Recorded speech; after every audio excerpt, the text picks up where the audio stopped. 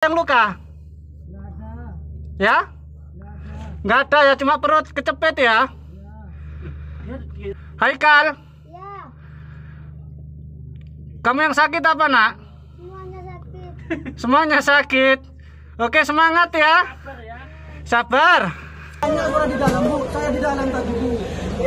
Dua adik saya di dalam. Ya, tenang aja.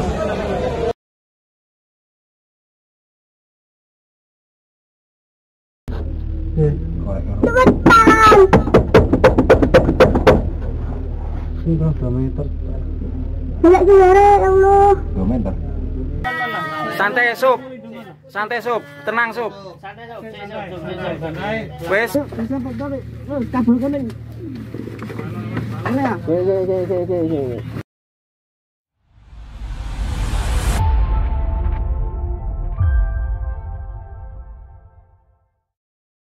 Saat ini kami berada di Dinas Pemadam Kebakaran dan Penyelamatan di BMKP Kota Surabaya. Di sini merupakan markas dari Rescue Surabaya, yang mana pada peristiwa ambruknya Pondok Pesantren Al-Kozini, tim Rescue PMK Kota Surabaya juga mengirimkan beberapa personilnya untuk melakukan proses evakuasi.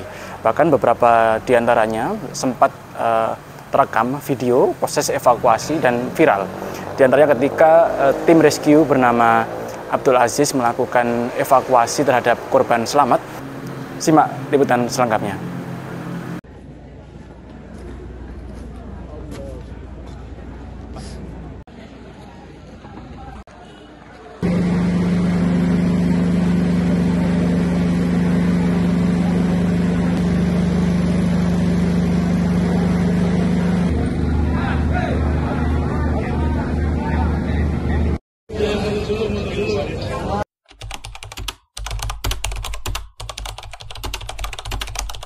Saya sehari-hari berdinas di tim rescue Peleton 1 di Damkar Kota Surabaya. Saya di sini baru kurang lebih 13 bulan baru mutasi di tim rescue ini. Tim rescue tugas pokoknya adalah di tim penyelamatan, difokuskan di tim penyelamatan. Jadi kalau kebakaran kita menyelamatkan evakuasi korban terlebih dahulu. Yusuf, umurmu berapa? 16. 16 tahun. Apa yang luka? Nggak ada. Ya? Nggak ada. Nggak ada ya, cuma perut kecepit ya?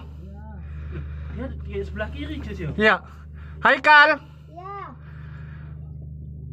kamu yang sakit apa nak? semuanya sakit. Semuanya sakit. Oke, semangat ya. Sabar. Ini yang satu sudah selamat. Kamu sabar ya. Sabar ya nak ya. Aku Aziz dari Rescue Surabaya ya. Sabar ya, ini usaha. Masuk. Pak Megal, taruhlah. Untuk di situ ya, bukan di sini. Bisa dieksekusi atau masih butuh beberapa waktu? Butuh beberapa waktu ya, karena ini saya saja ini untuk berjalan merayap aja sangat kesulitan ini. 86. Oke, untuk aja silakan mundur dulu keluar, karena di sebelah mau dieksekusi privasi. Untuk kita keluar dulu. 86. Untuk Haikal ini di arah jam 1 ya, kurang lebih 2 meter dari jarak saya. Untuk saudara Yusuf arah jam 12 dari saya, kurang lebih 4 meteran. Untuk cedera tidak ada, hanya kecepit aja. 86. Aziz. Itu alatmu untuk penyangga. Silakan dipasang semua. Terus sudah dipasang, silakan didokumentasi, langsung lanjut keluar. 86. Itu untuk alat penyangganya Wijaya saja. Sudah terpasang dengan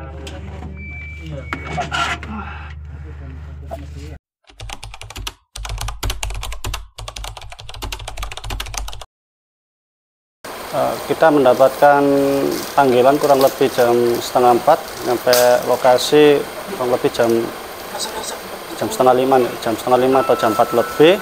Kita langsung main di sana di bawah koordinator Basarnas Jatim. Ketika itu sebelumnya Danru saya atas nama Pak Michael Munir sudah koordinasi dengan koordinator tim Basarnas. Kita mendapat tugas untuk merangsek masuk untuk mendeteksi korban yang masih hidup. Saya masuk dengan teman saya, Mas Nio, dengan menggunakan alat sescam yang kita miliki. Pada saat itu alat-alat canggih masih belum datang, sambil nunggu bantuan dari daerah-daerah lain. Karena pada saat itu di lokasi ada tim Basarnas Jatim sama tim PMK, dan tim PMK Sidoarjo juga di sana juga. Saya masuk, ada korban atas nama Dani. Atas nama Dani ini posisi selamat, kita keluarkan dulu sama tim Basarnas. Terus saya masuk lagi sama Mas Nyo dengan menggunakan sescam. Saya teriak di situ, banyak suara rintihan, sakit, tolong. Saya mendengar suara Haikal yang begitu dekat. Di depan saya itu ada jenazah yang sedang sujud. Saya pastikan, saya teriak-teriak, halo, assalamualaikum, masih ada yang hidup apa enggak? Nah, waktu itu Haikal menjawab dulu, ada Pak, saya Pak, nama kamu siapa? Haikal. Terus saya interview, saya tanyain, Haikal, kamu dari mana? Dari Probolinggo. Apa yang sakit? Yang sakit perut Pak, sama di bawah. Terus saya teriak lagi, apakah ada yang masih hidup lagi? Ternyata ada Yusuf. Yusuf ini asal Malang. Kurang lebih mungkin jauhnya dari kurang lebih antara 6 meter atau 8 meter dari lokasi. Saya mau masuk ke Haikal, enggak bisa. Karena akses sangat sulit. Sescam pun tidak bisa masuk, hanya bisa kontak suara.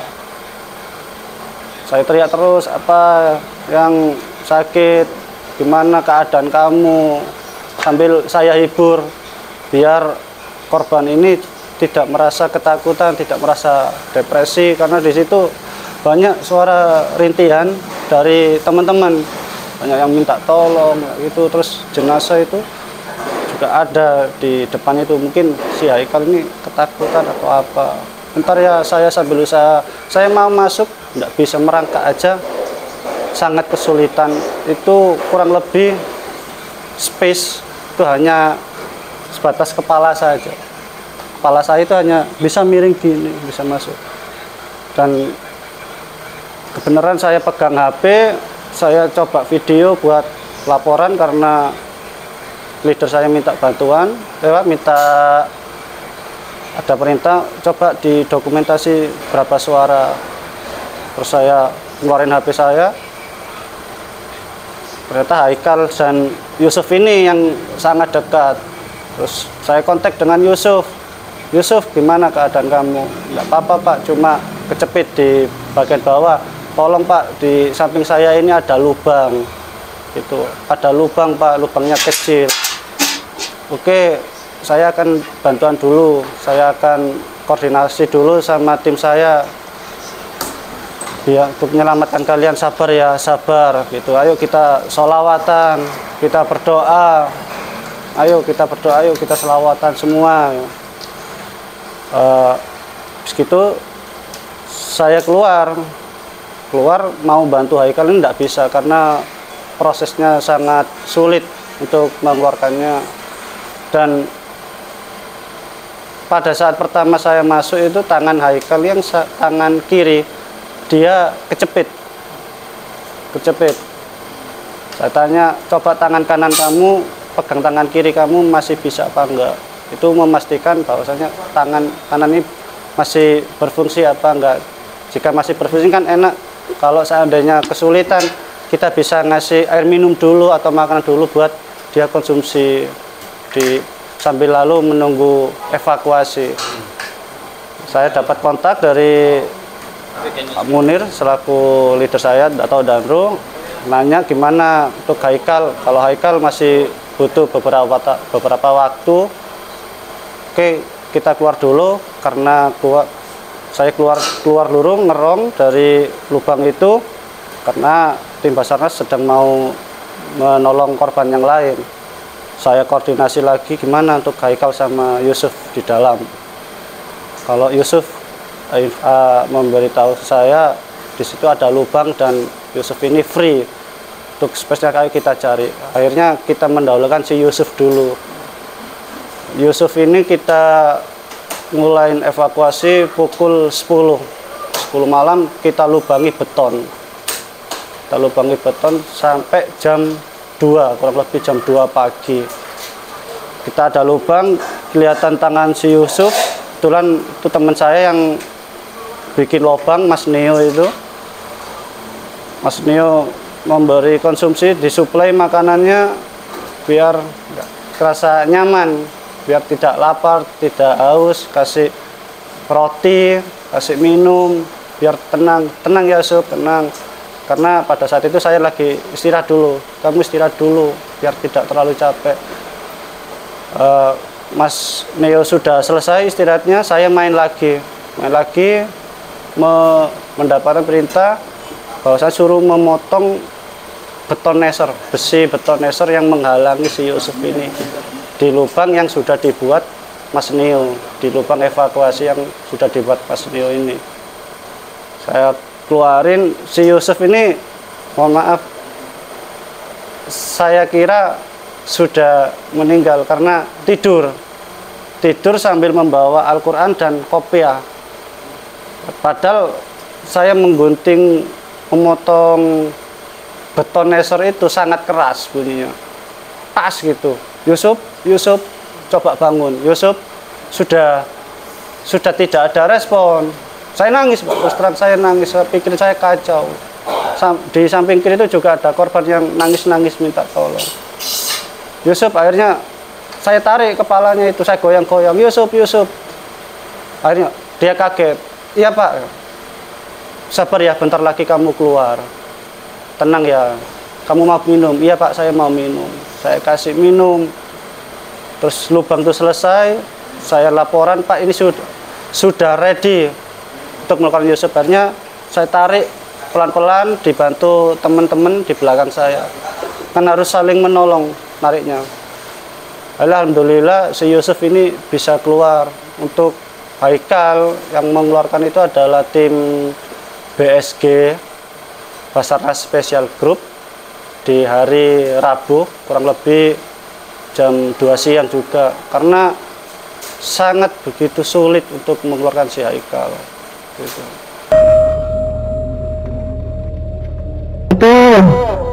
Balik sama pengasih. Motornya, Balikin sama pengasih. kamu bisa gerak.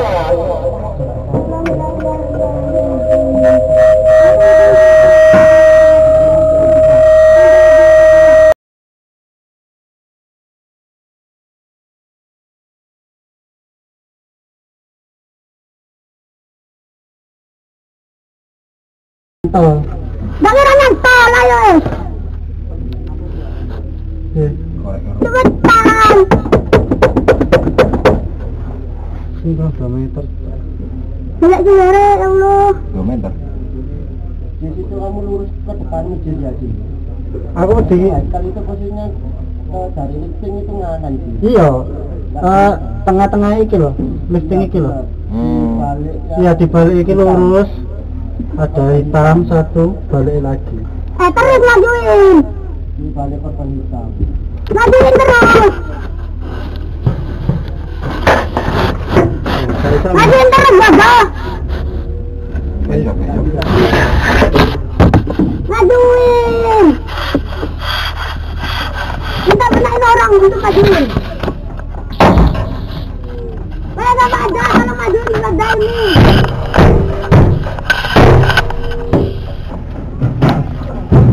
Ada nak? Oke, mau tuan.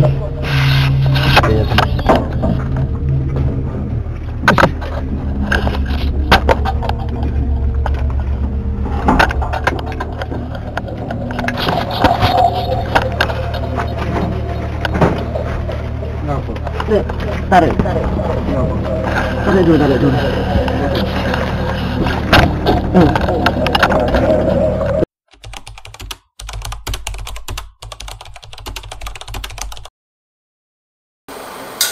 SOP-nya emang seperti itu untuk menenangkan korban. Karena pasti semua orang pada saat terjadi insiden seperti itu akan ada di titik terendah. Dia akan depresi, akan pikirannya sudah kacau balau. Maka dari itu saya menenangkan bukan bermaksud menginterview, bukan, tapi saya tanyakan dulu gimana, memastikan keadaannya Yusuf dan Haikal ini seperti apa, posisinya seperti apa, terus cederanya di mana, dan biar teman-teman ini merencanakan untuk melakukan evakuasi kedua korban tersebut. Yang dikhawatirkan takutnya ada luka serius, ada cedera yang sangat serius sekali atau lemah sekali. Kita kan harus memastikan juga, karena kita butuh waktu yang sangat cepat kan, itu golden time kami untuk segera cepat-cepat mengevakuasi korban tersebut. Dan interview itu untuk menenangkan si korban ini biar merasa tenang. Pasti semua orang akan merasa kacau balau, jangankan si korban, saya aja dan teman-teman nangis, Pak. Nangis karena banyak suara rintian, tolong, terus geduk-geduk beton, terus mukul-mukul plat bondek itu. Tolong Pak, tolong, kita nangis. Ingat bagaimana kalau di posisi itu adalah saudara kita, bagaimana kita keadaannya di situ, posisi kita di situ. Makanya tenang ya, tenang, ayo sholawatan, ayo kita berdoa, jangan lupa sama Allah, ayo berdoa. Ustaz tenang, aku Aziz dari Surabaya, tim rescue, aku akan menolong kamu, tenang ya, tenang. Saya selalu menenangkan si Haikal ini. Kalau si Haikal ini semangat, Pak, semangat, ayo Pak, aku bantuan Pak. Gitu. Saya 3 kali masuk ke tempat Haikal ini, namun mohon maaf saya tidak bisa menjangkau karena sangat begitu sulit, karena pergeseran atau pergerakan beton ini terus-terusan, Pak, kretek gitu. Dan saya ngomong, ini si Haikal untungnya dibantu sama jenazah yang di sampingnya. Jenazah di sampingnya ini menolong si Haikal. Kalau seandainya tidak ada jenazah ini, Allahu a'lam akan terjadi, sudah beda cerita lagi. Tarik Mas. Iya, tarik terus. Geser kiri, Mas biar. Terus, tarik. Cek, tarik. Geser kanan. Yuk, geser tarik. Terus, kabel kuning. Mana ya? Mana? Itu metu di sini. Heeh. Awakmu iso mrene kok. Awakmu. Sama nang kono Mas. Wis. Enak sing luka awakmu? Ayo, saiki. Oh, iso gerak. Iso medun. Aman. Aman to. Wis, saiki metu. Turu ae. Tak tarik nek angel metu. Turu ae. Ditandu. Enggak usah. Di luar. Aman. Awas kepala. Kepalamu noleh kanan apa kiri ya. Terus ya, tak pegang. Aman. Bismillah. Awas kepala, Mas. Wis, tetap berangkang. Awas kepalamu kisah. Kaki wae. Kalem-kalem ya. Udah, di sini yuk. Oke. Apa saja? Hah? Tak caranya. Ya pelan yuk, agak. Yuk. Cek tak koordinasi yang jangan sisi ya. Jangan alatnya. Ya, sik, ini juga alatnya.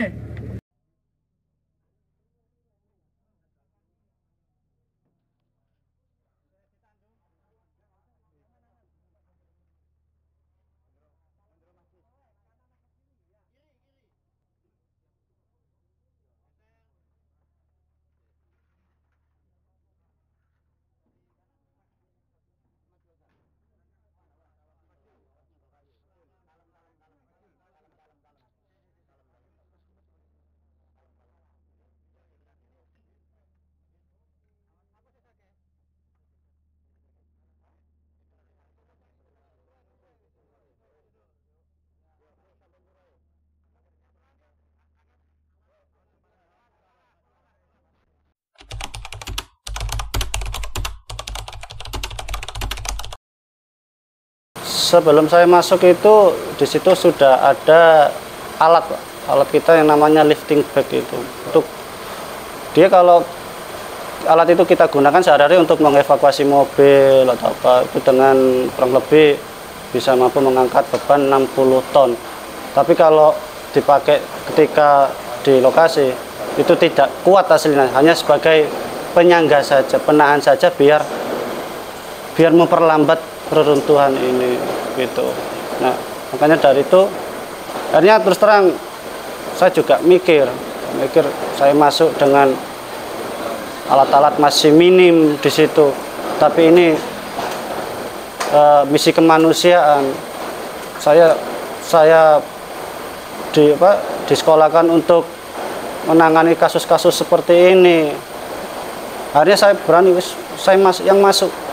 Kebetulan tubuh saya kecil, kurus, bisa masuk di celah-celah kecil itu. Kalau dibilang takut ya manusiawi, kita semua juga takut. Namun saya dalam hati, bismillahirrahmanirrahim, ya Allah, lindungilah saya dan teman-teman saya untuk menyelamatkan korban-korban ini yang masih hidup. Jika saya bisa menyelamatkan korban ini, beri kesempatan satu kali lagi. Saya selalu berdoa gitu. Selalu berdoa, fokus nyelamatin korban ini.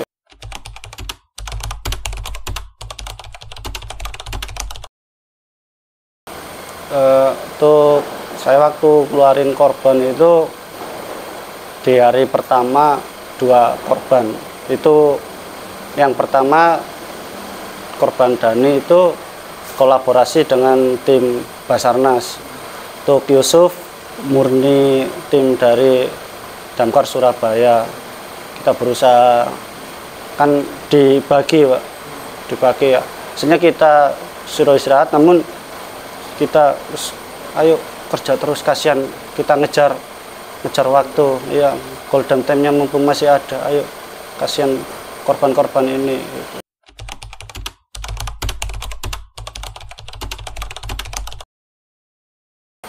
Kalau evakuasi sebelumnya kan terus terang mungkin lukanya tidak seberapa parah dan mungkin obstacle-nya atau rintangannya bisa diatasi kecil. Nah, kalau kemarin terus terang sangat sulit sekali, apalagi saya baru di tim rescue, baru 13 bulan, saya baru pertama kali beroperasi di wilayah reruntuhan gedung seperti itu. Ditambah korban yang masih hidup teriak-teriak, tolong bantu saya, sakit. Nah, itu yang bikin saya sempat down, sempat nangis. Ya Allah, tolonglah hamba-hambamu ini. Ya Allah, saya selalu berdoa, berilah hamba kekuatan ya Allah untuk menolong umatmu ini ya Allah. Amin. Saya nangis, terus terang saya nangis sama Mas Nio ini, saya nangis. Untuk suara di rekaman itu bukan suara ketawa, Pak, tapi nangis. Terus terang kita nangis, cuma kita kuat-kuatin. Lah kalau saya nangis terus didengar sama Haikal, sama Yusuf, sama korban lain, mereka akan semakin ketakutan. Tapi kita kuat-kuatin, ayo kita pasti bisa. Mas Nio selalu nyupport, ayo kamu bisa aja, ayo. Saya terima kasih ke Mas Nio, ke Belandu saya Pak Munir, selalu nyupport, ayo kamu pasti bisa. Saya sempat down, terus terang saya sempat down. Pulang tugas kan hari Senin itu sebetulnya saya mau pulang, kan 12 jam kita kerja, pulang, rasanya mau pulang, cuma berhubung ada insiden seperti ini, saya nggak pulang-pulang sampai hari Selasa malam. Sampai hari Selasa malam baru pulang. Demi untuk menyelamatin korban ini. Istri saya di rumah ya nangis, ya apa keadaanmu ya? Wis doakan aja suamimu ini hidup sama teman-temanku selamat ya, wis minta doanya aja gitu. Terus terang mental saya down, nangis, ya Allah, ingat kalau di situ adalah keluarga saya, adik-adik saya, apalagi keluarga saya banyak yang mondok. Nangis Pak, terus terang. Sempat down. Gitu.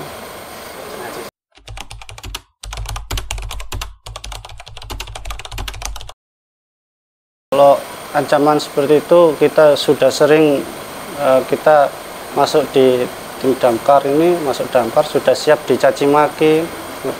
Maka dari itu mental kita harus kuat dengan netizen-netizen. Maklum, terus lumrah dengan keluarga korban, pasti saya sangat memaklumi keluarga korban itu was-was dengan putra-putranya. Cuma di sini untuk para rescuer, para volunteer ini selalu bekerja keras.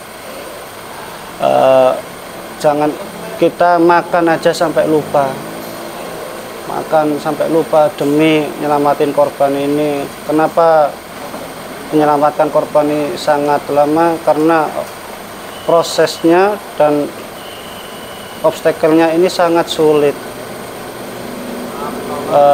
Masuk ke lubang-lubang gedung-gedung tersebut, gedung hancur ini sangat sulit sekali.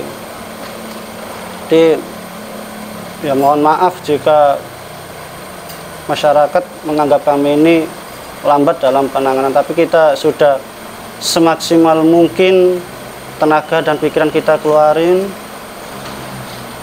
Kita fokus penyelamatkan korban. Kalau masalah cacian gini-gini sudah masuk kuping kiri, keluar kuping kanan, gitu aja.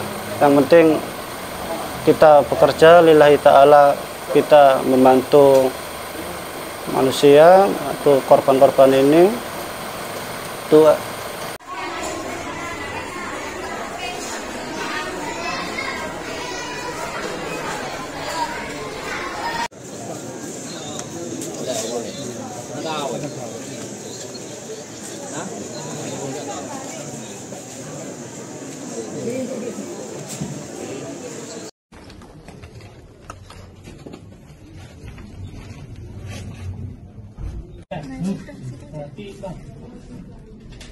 Berarti di sebelah sana Bang, tempat kita tadi Bang?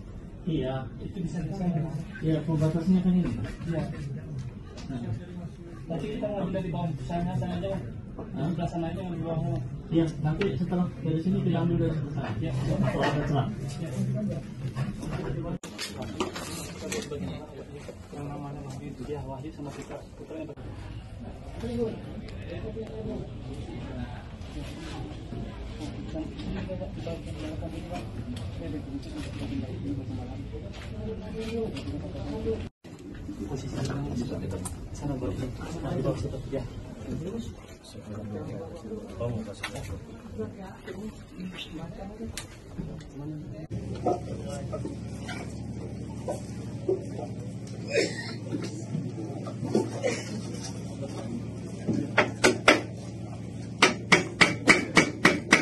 Kanan Pak, ujung ada poin kecil itu, ada celah ya.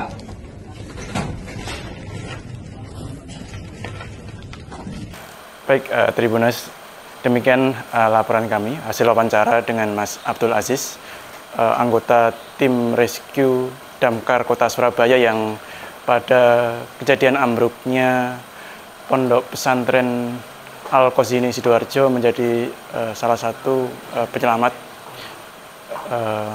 korban Yusuf. Berdasarkan penjelasan rescuer tersebut, ada sejumlah asesmen sebelum melakukan proses serta panjangnya jalannya evakuasi. Selain untuk memastikan kondisi korban selamat, juga memastikan para rescuer juga dalam kondisi yang baik-baik saja. Dijelaskan oleh Mas Aziz begitu banyak konflik emosional yang dialami oleh rescuer, sehingga ini juga memantik jiwa kemanusiaan. Hingga Sabtu tanggal 4 Oktober hingga saat ini masih berjalan proses evakuasi oleh tim gabungan rescuer di pondok pesantren tersebut. Saat ini jumlah korban meninggal 17 orang dan proses evakuasi masih akan berlangsung. Demikian laporan kami langsung dari Kota Surabaya. Download Tribun X sekarang, menghadirkan lokal menjadi Indonesia.